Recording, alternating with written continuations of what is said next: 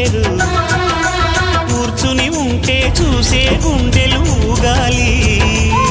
ఇతను కదిలిందంటే సాగే కాలం ఆగాలి. ఆ నవ్వుకు నేనే